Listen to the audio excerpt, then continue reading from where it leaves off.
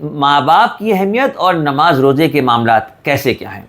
اللہ کی نبی کی خدمت میں ایک صاحبہ، ایک خاتون دوڑی آئیں، گھبرائی ہوئی، پریشان بالکل۔ یا رسول اللہ، میرے شوہر کا نام علقمہ ہے، نماز روزے کا پابند ہے، نیک انسان ہے، لوگوں سے اچھے سے بات کرتا ہے، لیکن اس وقت بہت شدت کی تکلیف میں ہے۔ اے اللہ کے نبی، اس کی تکلیفیں دیکھی نہیں جا رہی ہیں، تیماردار ہر طرح سے کوشش کر رہے ہیں، زبان پہ کلمہ بھی نہیں آ رہا ہے، روح بھی نہیں نکل رہی ہے اور راحت بھی نہیں مل رہی ہے۔ اب آپ سوچئے کہ اگر یہ بات کسی سے جا کے آپ کہیں تو کیا امید رکھیں گے؟ سامنے والا یہی کہے گا نا، ارے بھائی کسی اچھے ڈاکٹر کو دکھایا، ارے فلاں ڈاکٹر کے پاس چلو، اچھا میں لے کے چل رہا ہوں۔ نہیں، ہمارے نبی نے کیا فرمایا؟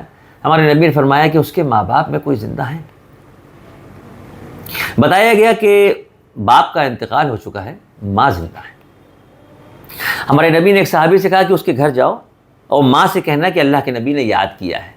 وہ جب پہنچے، کہا اللہ کے نبی نے آپ کو یاد کیا، تو بوڑھی خاتون خوش ہو گئی۔ ان کو تو پتہ نہیں کیوں یاد کیا، ان کو لگا میرے نصیب کھل گئے کہ اللہ کے نبی نے کس وجہ سے مجھے بلایا، میں جا رہی ہوں۔ خوشی خوشی چل کے مسجد نبوی آ گئی۔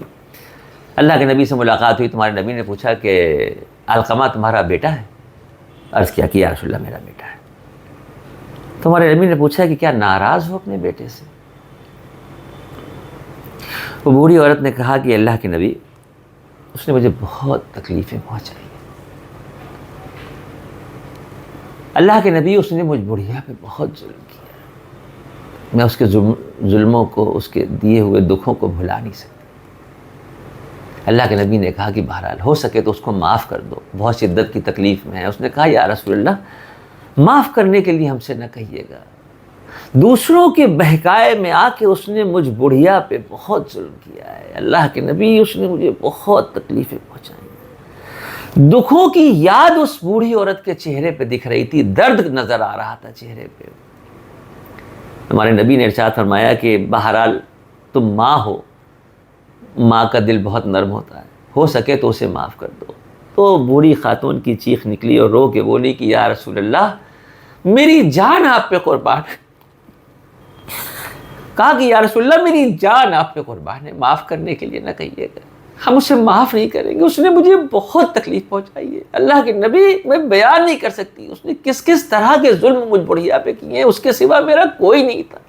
میں نے کس طرح سے بچپن سے اس کو پال کے بڑا کیا تھا، شوہر کا میرے انتقال ہو چکا تھا، لیکن اس نے جو تکلیفیں دی ہیں، اللہ کے نبی میری جان آپ پہ قربان ہے، معاف کرنے کے لیے نہ کہیے گا۔ ہمارے نبی نے حضرت بلال کو حکم دیا کہ جاؤ کہیں سے سوکھی لکڑیاں جمع کر کے لاؤ، ان لکڑیوں کو جلاؤ، جب آگ جل جائے، شعلے بھڑکنے لگے تو اس کے بیٹے علقمہ کو اٹھا کر اس آگ میں ڈال دو۔ یہ جملہ سننا تھا کہ ماں کی چیخ نکل گئی، یا رسول اللہ، آپ میرے بیٹے کو آگ میں ڈال دیں گے؟ تو ہمارے نبی نے اس وقت جو فرمایا وہ قیامت تک پیدا ہونے والے مسلمانوں کے لیے ہے۔ ہمارے نبی نے فرمایا کہ اگر کوئی شخص ایسا ہے کہ اس کی ماں اس سے ناراض ہے، اگر کوئی شخص ایسا ہے کہ اس کی ماں اس سے ناراض ہے، تو پھر قیامت کے دن اس شخص کا حساب کتاب ہی نہیں ہوگا۔ ہر سال حج کرتے رہو، ہر سال عمرے کرتے رہو، پانچوں وقت کی جماعت سے نماز پڑھتے رہو، روزے رکھتے رہو، اس شخص کا حساب کتاب ہی نہیں ہوگا قیامت میں جس کی ماں اس سے ناراض ہے۔ یہ جملہ سننا تھا کہ ماں کی چیخ نکلی اور کہا کہ یا رسول اللہ، اس نے مجھے تکلیفیں تو بہت پہنچائی تھی، لیکن اے اللہ کے نبی، اس کو آگ میں نہ ڈالیے، بہرحال وہ میرا لخت جگر ہے۔ میں آپ کو گواہ بنا کے کہتی ہوں کہ میں نے اپنے بیٹے کو معاف کیا۔ اس بوڑھی خاتون کے زبان سے یہ جملے نکلے تھے کہ میں آپ کو گواہ بنا کے کہتی ہوں کہ میں نے اپنے بیٹے کو معاف کیا۔ تو اللہ کے نبی نے حضرت بلال کو حکم دیا کہ جا کے دیکھو کہ علقمہ کا کیا حال ہے۔ وہ گئے تو واپس آئے، کہتے ہیں کہ یا رسول اللہ، تیماردار بتا رہے تھے کہ کچھ لمحے پہلے اچانک اس کی زبان پہ کلمہ جاری ہوا اور اس کی روح پرواز کر گئی۔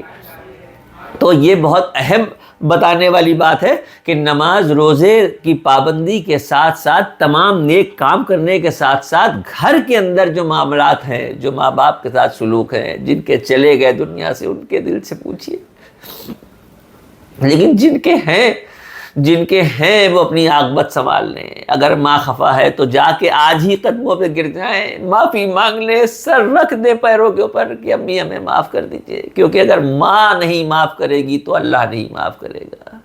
بہت اہم حدیث ہے، یہ بہت اہم واقعہ ہے۔ جہاں تک ہو سکے ان نوجوانوں تک یہ ویڈیو پہنچ جائے جن کے گھر میں ابھی والدین ہیں اور بے حرمتی کا شکار ہو رہے ہیں۔ السلام علیکم ورحمۃ اللہ وبرکاتہ۔